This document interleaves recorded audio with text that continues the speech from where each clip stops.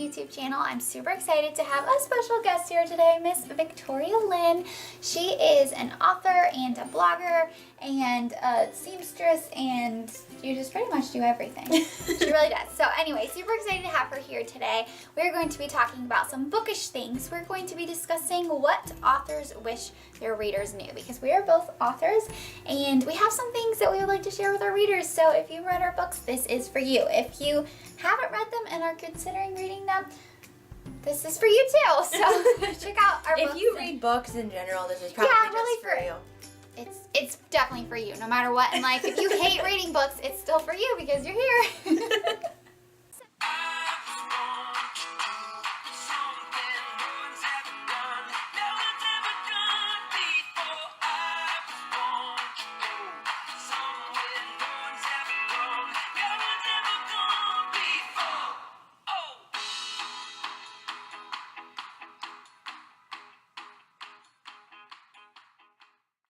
So the first two things that we wish our readers knew are going to be here on my channel, and the next two things we wish readers knew are going to be on Victoria's channel. So be sure to go check out that video when you're done watching this. Part 2 is over there. So the first thing we wish our readers knew was to let us out of the box. There's so many little things about it, but the main thing for us is we feel so stuck in what our first book was published in. And so, say for instance for mine, my first book was historical fiction, and when I Which is a very specific genre. Yeah, and it was a historical mystery, and it was very specific. And so I, being creative and inspired by a lot of things, wanted to branch out, and my second book was a contemporary inspirational book. And a lot of people were like, oh my gosh, it's not historical fiction, you can't write anything else. And I don't know, it felt very constrictive, and it kind of makes me super apprehensive about releasing stuff, because people kind of freak out and want you to write the same thing, or expect you to write the same thing, and that's not really a normal or fair expectation. Being super creative people, we're constantly inspired by so many things, and when you and I get together, there's a bazillion story ideas we're talking about, and they're so diverse and so different. And I think that's what's exciting about being a writer, is you get to explore different things, but we also want it to be appreciated too. So last night we watched the movie Finding Neverland, and I thought they made such a great point in the movie.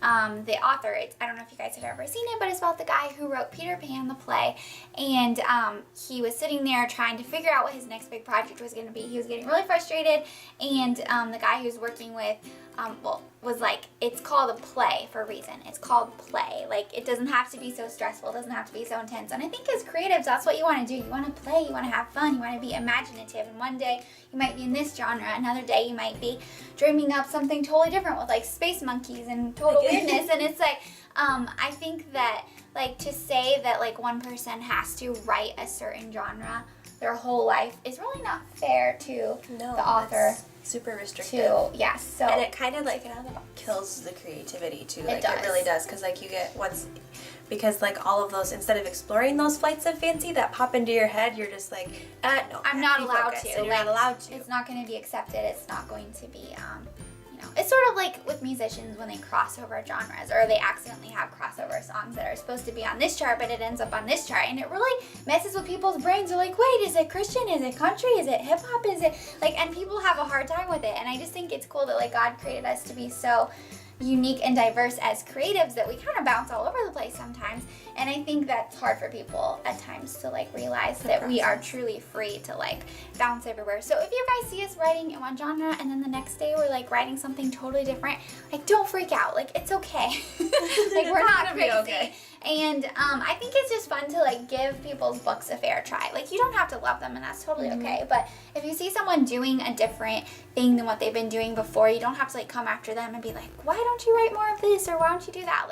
Because it just feels very restrictive. And I think that's something too, is you don't have to like every single book by a particular author.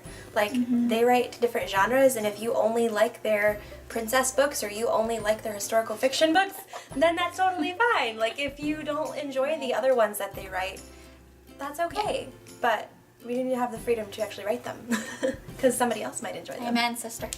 So you may have noticed that we've been using the words cage, trapped in, restricted, trapped, bound, need to be set free over and over again.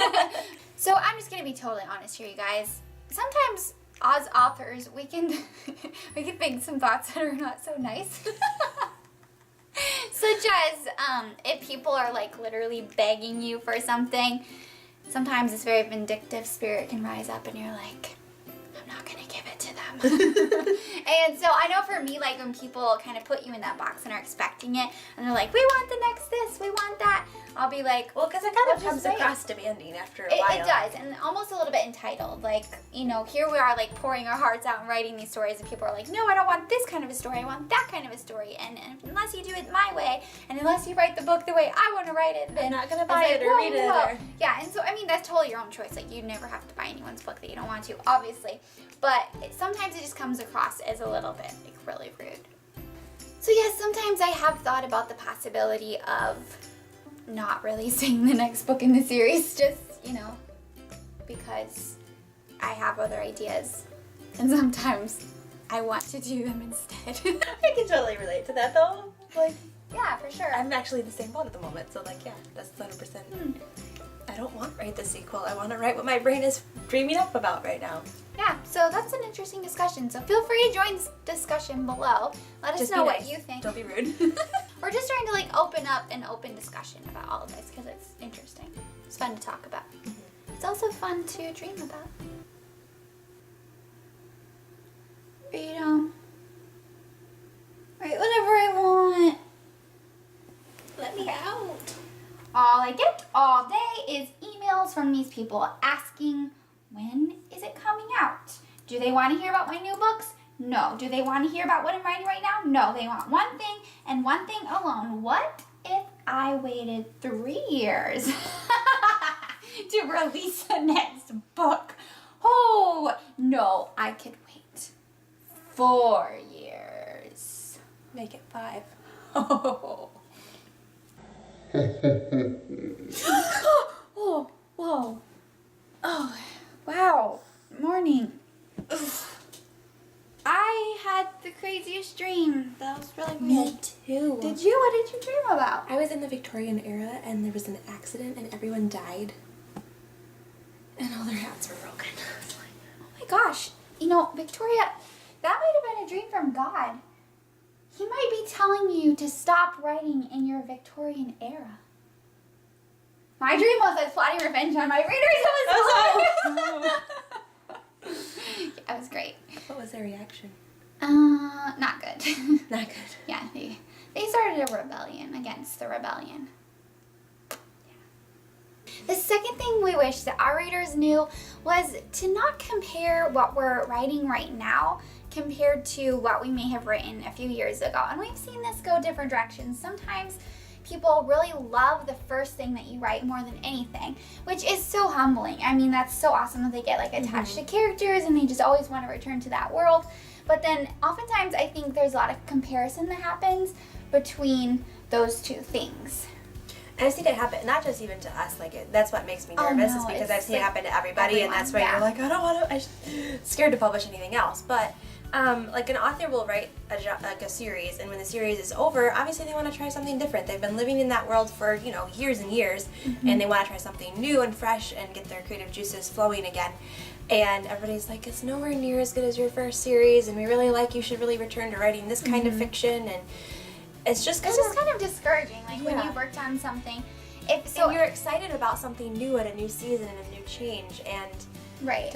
And to just be constantly comparing to the old. Like, it's one thing if you really honestly didn't like it as much as the first one, that's okay. But to be, I guess, like, you can't sharing compare, that constantly. And you can't compare, like, for instance, a kingdom fiction, like super intense speculative and kingdom fiction, to a fluffy modern romance. Right. Like, it's like apples and oranges. You can't be like, you know, I really wish you'd write more of this. Like, that's not really fair. Yeah. So it's kind of just like projecting your own preferences on people that, I mean, I guess it's a free country. You can do it if you want to, but again, rude. Okay, so to watch part 2 of this video to find out what the other 2 things are that we wish our readers knew, go check out Victoria's channel.